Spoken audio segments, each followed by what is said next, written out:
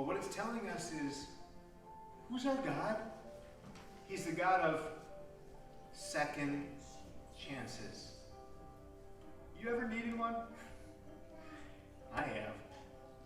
And if you look at Jonah's part of the story, I'm like, okay, when I come to believe, when I come to receive Jesus in my heart, that's a second chance at life.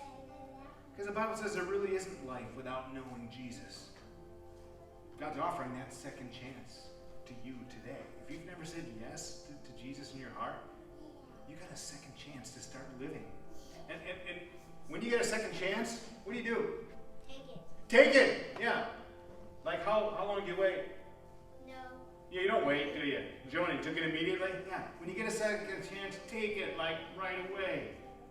You also got a second chance at obedience. And I recognize my story and his story because I'm telling God no a lot of times. And I'm saying, God, no, I don't really want to do this thing. And yet, he comes and he gives me a second chance.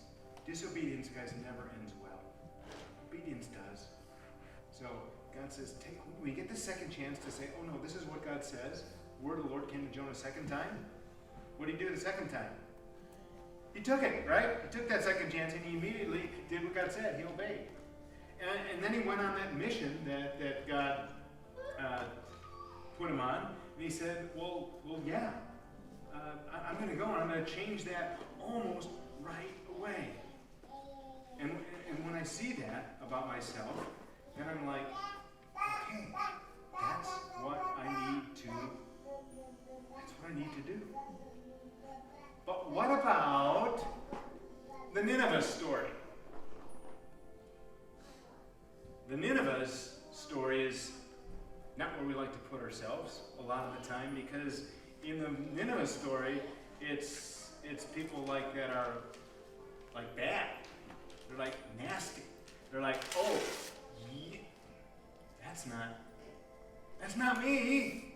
Now, some of you might say, well, that is me. I've been doing things a long time, and if so, then that's a good word for you and a good second chance.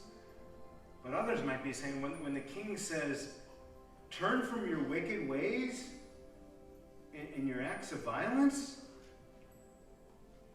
well, I don't have wicked ways. I mean, I do things wrong, but I'm not that bad. I'm not evil. And violence? I'm not a violent person. And then I do a little more digging and I go, maybe that is me.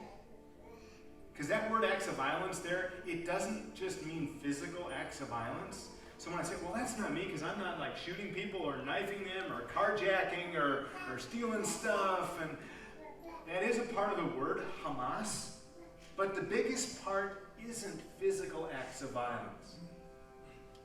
It's injustice against other people. And when the king told the people, stop your acts of violence, he's saying, stop doing, not just hurting other people, but stop doing this crud to yourselves. Stop seeing the person that can't speak for themselves and kicking them while they're down. Stop messing with the vulnerable and the hurting and the powerless. And when I see that acts of violence includes these, what I call social ills, then I start to think, oh, maybe I am a little bit guilty of this Hamas.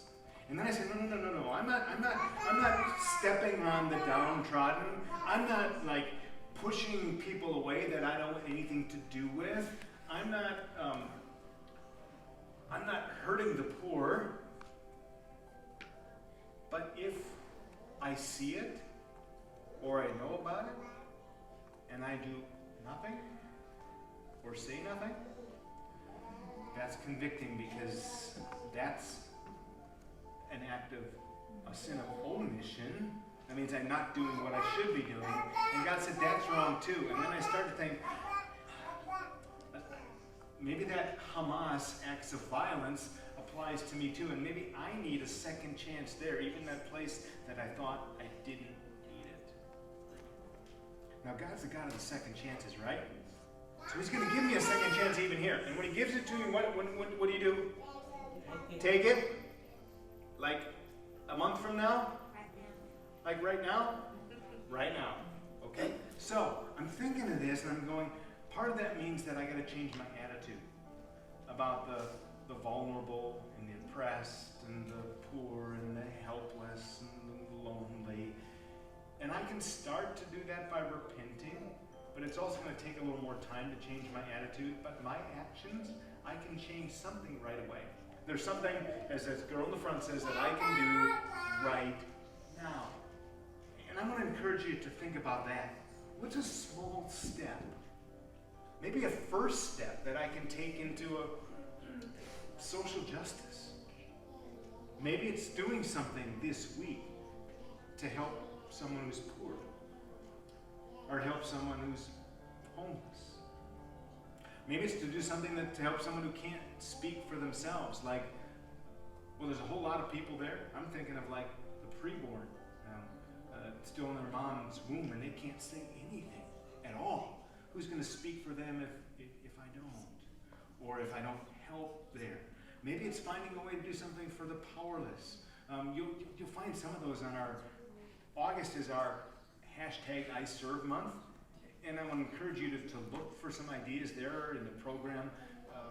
I saw one on there that's like reading with incarcerated women. There's probably women going to do that, but reading with incarcerated women so that their kids who are not can hear their stories that their moms are reading to them. Again, that's some way of reaching out and helping the vulnerable. There's a lot of different places. Look for who's vulnerable and how you can help. And pull politics out of it. Because politically, we're in a bunch of different spots about a bunch of different issues. And sometimes I avoid wading in and helping because of my politics. And then regardless of my politics, whether it's left or right or somewhere in between, if I see a vulnerable person, God's saying, help. Stop that acts of violence at Hamas and step in. And God's giving me a second chance. He's convicting me. He's giving me a second chance to do that. Yeah. And when God gives you a second chance, what do? Take it.